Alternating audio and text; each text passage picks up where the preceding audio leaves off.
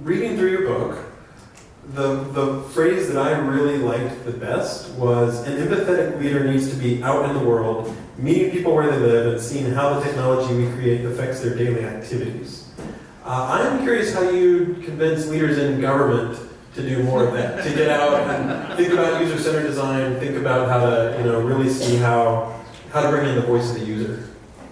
I think all of us struggle with having that deeper sense of, I would say, empathy. Because most people when I use that word, most people think that this is some soft thing that you only reserve for,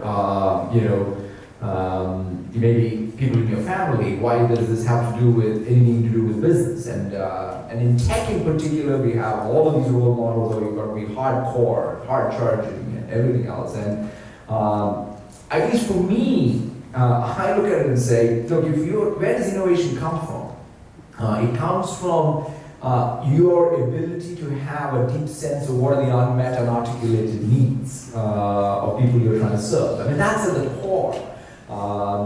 And the way to invoke that is to build more empathy. And what is the way you're going to get that, though, is by being out and about. You have to see people doing their work. And it's not just interpreting what they're saying, but you got to get behind the words, behind the activity. And I think that's a super important thing. Being out there, meeting real customers, real partners. I don't even think of it anymore. Like in today's world, even in the meetings that I had in the government today, which is fascinating.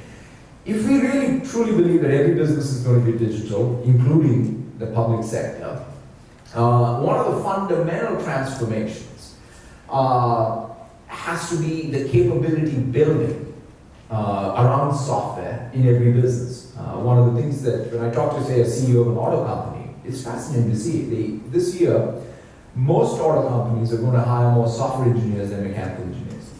So it's a drastic change. And you say, wow, if that is the case, then how does government change? How many software engineers is the government hiring? We need more, clearly. But therein lies, I think, a little bit of the challenge even of a service like this. The more we try to make this the elite troops, we build more of that elite aura, we're doing a disservice. Unless and until you can democratize this. I was talking, and there was the other thing that I caught on today, which I think is something that you'll have to watch for. There was all this talk about we need the next generation, the new generation. Obviously we need new generation, it's fantastic. But what about the people who are there? If anything, in the United States, people are going to be working longer. So if anything, we have to do our best work in removing a little bit of this elitism in tech. We have to make it possible for more people, even if they're not formally trained, to be able to pick up the skills that are going to make them super relevant in tomorrow's jobs.